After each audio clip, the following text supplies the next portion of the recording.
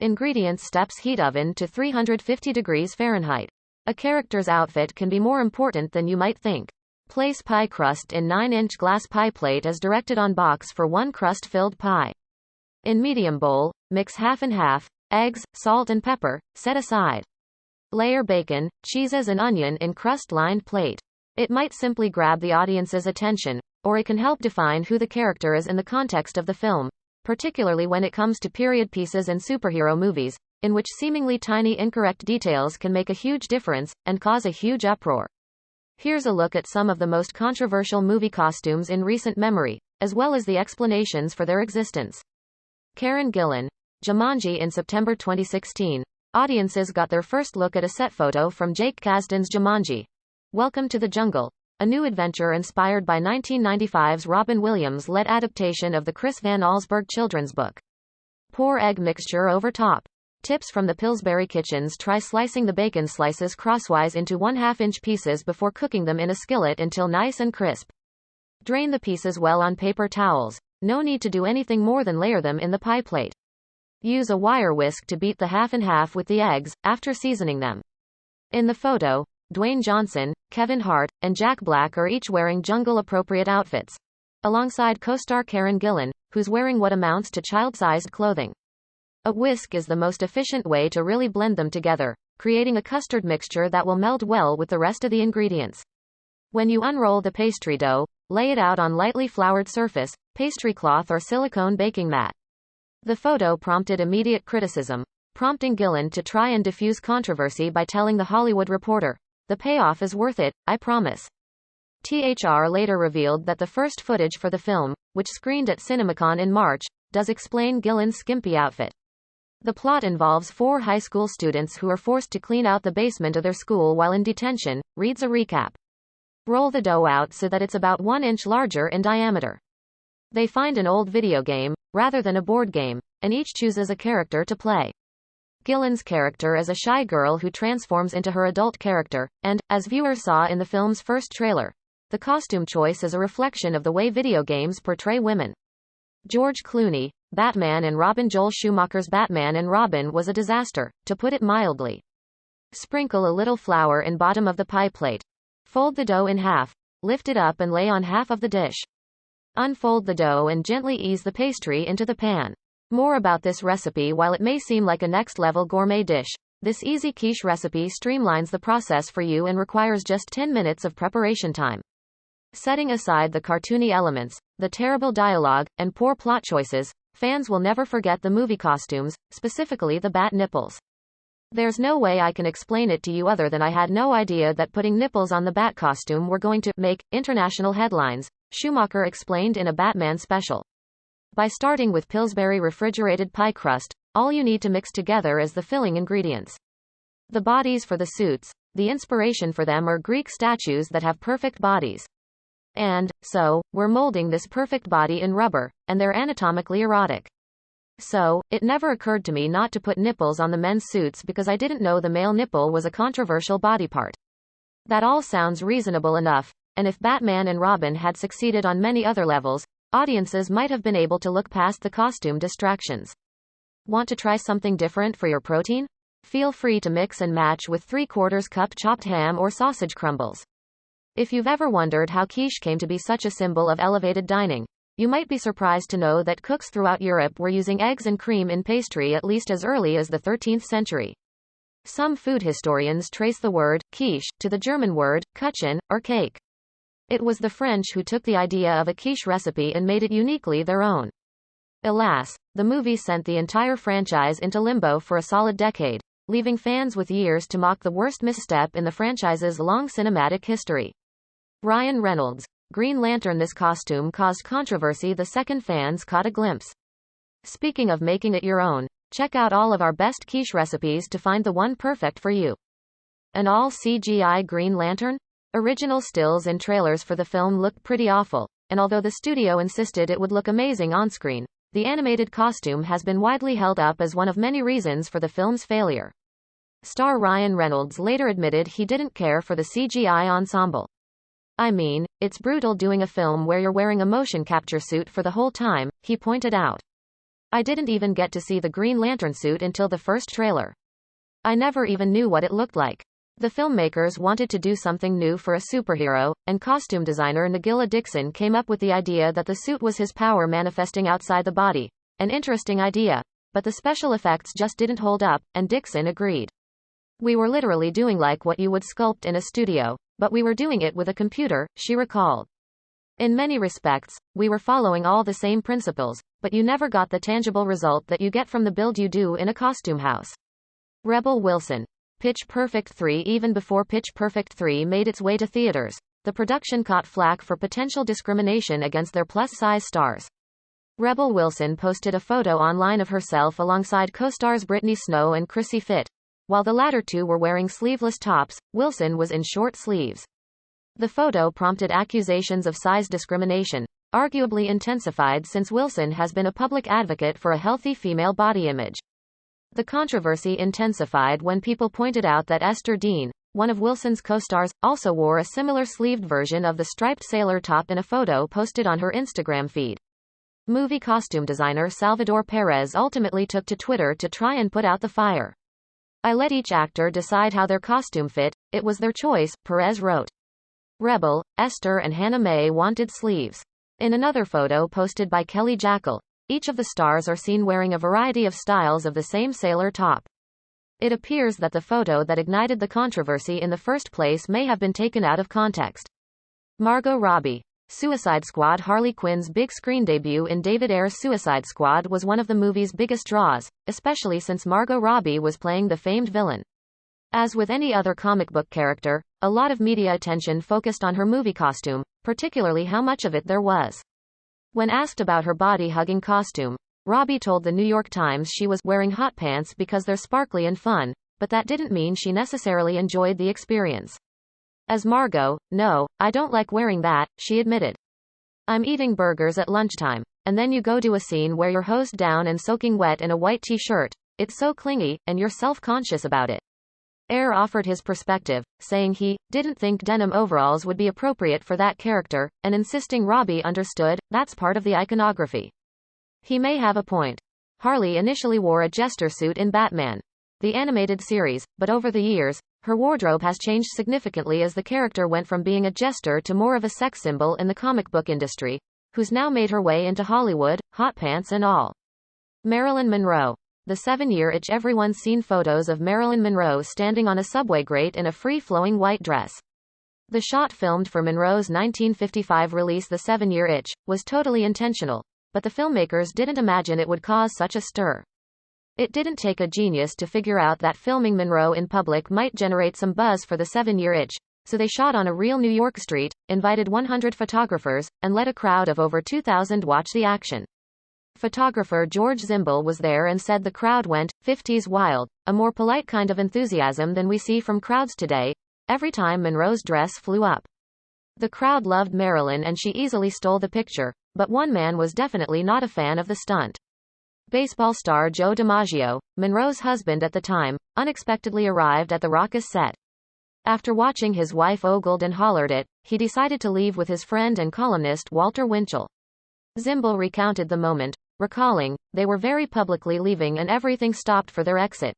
There was a changed mood on the set and everyone could feel it. According to the New York Times, Monroe and DiMaggio got in a terrible fight after filming, and the next day on set, Monroe needed makeup to cover the bruises. Though the revealing dress wasn't the only problem in the marriage, it did seem to be the straw that broke the camel's back, as Monroe filed for divorce 3 weeks after the infamous scene. As for the dress itself, costume designer William Travilla didn't imagine it would become his most memorable piece. He took care to give Monroe an outfit that would convey her sweet, innocent nature, while still letting her sexiness shine through. The dress was hand-pleated with metal boning and made in an ivory crepe. Weirdly, ivory would look more white than white on film, so every Marilyn Monroe impersonator has been getting it wrong for years. Despite his detailed work, Travilla always called it, that silly little dress, and didn't seem to appreciate all the fuss. Carrie Fisher. Return of the Jedi. Princess Leia's metal bikini struck an immediate chord with adolescent male fans of the Star Wars series from the moment it debuted in Return of the Jedi. But not everyone fell in love with the slave Leia outfit. In fact, Many viewers found it to be a prime example of sexual objectification and sexist treatment of the series' only notable female character at the time. Carrie Fisher, who played Leia and had to put up with decades of discussion around the outfit, warned Daisy Ridley, star of The Force Awakens, "Don't be a slave like I was.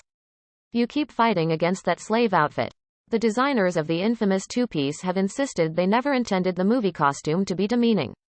Aggie Gerard Rogers and Nilo Rodis Yamero based the design off Frank Frazetta's artwork for the cover of The Princess of Mars. George Lucas loved the idea, and since he wanted something special for the scene, he got it. Fisher got extra attention on set while wearing the getup, for more reasons than one. Since it was literally made of metal, the outfit wouldn't stay in place. After the shots, the prop man would have to check me, she recalled. He'd say, "Okay, TS are fine. Let's go." Though Fisher may not have loved the revealing outfit, she refused to be victimized by it. During a controversy over Slave Leia figures decades later, she quickly pointed out that the character's brief time in captivity ends with her killing Jabba with her own chain. "That chain only enslaved me," tweeted Fisher, "until I could use the frabjous thing to kill that drooling swollen supertongued slug and whirl him off into infinity." As always, Fisher had the last and best word. Princess Merida. Brave Princess Merida from Brave has been hailed as one of Disney's least princess-y princesses. From her refusal to marry to her amazing archery skills and her insistence that her curly hair run free, audiences felt Merida was a step in the right direction, so it was all the more disappointing when Disney dolled her up later on. When Merida was officially announced as the 11th Disney princess, the corporation debuted a new illustration of the Scottish lass, and a number of fans weren't pleased. The 2D drawing gave Merida a slightly slimmer figure, bigger eyes, and an all-around more glammed-up look. Brave co-director Brenda Chapman didn't mince words, saying, "I think it's atrocious what they have done to Merida. When little girls say they like it because it's more sparkly, that's all fine and good, but, subconsciously, they are soaking in the sexy, come hither, look and the skinny aspect of the new version. It's horrible. Merida was created to break that mold, to give young girls a better, stronger role model, a more attainable role model, something of substance, not just a pretty face that waits around for romance." Disney responded to the controversy by saying all the princesses are given new looks from time to time, and that particular version of Merida would just be one of many. The company argued it had chosen that design because Merida would want to dress up for the special coronation. The fact that Merida hates getting dressed up in Brave and tears apart her fancy gown at the first opportunity didn't factor into the character design, apparently. Ryan Reynolds, X-Men Origins. Wolverine. You may have blocked it from your memory, but Ryan Reynolds played Deadpool before Deadpool. Unfortunately, during his first outing as the character in X-Men Origins, Wolverine, the filmmakers decided to make the brave choice of doing everything they could to insult the fans. They took away his suit, including his mask, and they sewed his mouth shut, leaving a character who's literally referred to as the Merc with a mouth, physically unable to speak. Even director Gavin Hood admitted Deadpool came out all wrong in his film, explaining it was hard to fit Deadpool's personality into a PG-13 movie. Studio Audi, who applied the creature effects for the film, made a video explaining their whole side of the Deadpool tale. The artists believe the studio didn't intend for Deadpool to be fully formed in Wolverine, just a setup for what he could become in a later film. "If you think of this as an embryonic Deadpool," suggested one artist, "it might make more sense." Gal Gadot. Wonder Woman. If you had a nickel for every time Wonder Woman's costume caused a controversy, you'd have probably 10 nickels or so. From the comics to the screen, the DC superheroes' attire has been the focus of attention numerous times over the years, so it's no surprise that from the second Gal Gadot signed on to play Wonder Woman in the DC Extended Universe, a number of pundits and fans immediately chimed in about how wrong she was. Her performance in Batman vs Superman silenced many who claimed she was too thin and didn't have a hero's figure, but the controversy didn't end there. The Amazonian's latest costume seemed fairly appropriate, though a lot of people were unhappy about the shoes. Wonder Woman has to run around and kick ample butt in heels, which many argued were unnecessary and put the emphasis on sexiness over strength. Though the heels might not be the most practical thing for a superhero, the rest of the movie costume was thoroughly thought out. Designer Michael Wilkinson spoke to Preda Reporter about his ideas behind her signature look. "We wanted to create something incredibly strong and portray her as a legitimate fighter," he assured fans. There was a lot of love that went into all the details, making her really look like a powerful, legitimate warrior. Now people have moved on to complaining that Wonder Woman doesn't have underarm hair. It seems the hero will never get a break. Bryce Dallas Howard. Jurassic World. Though audiences generally loved the dinosaur action and the guy carrying 2 margaritas as he ran from prehistoric monsters, there was one big problem with Jurassic World: Bryce Dallas Howard's heels. Howard played Claire, an uptight executive who ends up running around in mud, rain, and wet concrete and never for a moment takes off her nude pumps. Even when escaping a T-Rex, those heels stay glued to her feet. It's not hard to see why audiences had a problem. Heels would be the worst possible shoes to wear in that situation, and the pumps must have been made of magic since they never came close to falling off in any of her off-road adventures. But Howard defended the choice, telling Yahoo News, "I'm better equipped to run when I have shoes on my feet. So that's my perspective on it. I don't think she would carry around flats with her. I think she's somebody who could sprint a marathon in heels." For me, it was actually logical for her to be in that very illogical situation because she doesn't belong in the jungle and yet she finds herself there and has to adapt. Whether or not you like the pumps, you have to be impressed by Howard's ability to run in them without breaking an ankle. Sylvester Stallone. Judge Dredd is less than great for a number of reasons. One being a lot of screen time for Rob Schneider and another being the ridiculous way Sylvester Stallone hollers, "I am the law." But for longtime fans of the character, that wasn't the worst of it. In the comics, Judge Dredd famously never takes off his helmet, but Sylvester Stallone takes it off in under 20 minutes. Director Danny Cannon's original idea was to keep Dredd dark, violent, and NC-17. He wanted the film to stick closer to the comics and have an overall gritty tone. Stallone, on the other hand, wanted a flat-out comedy. According to Cannon, Stallone wanted countless rewrites and always pushed for more laughs. Plus, he had a less than reverent view of his character. Dredd? A role model? You've got to be kidding. This guy's a nut. In addition to making script changes, Stallone also wanted a say in the character's fashion.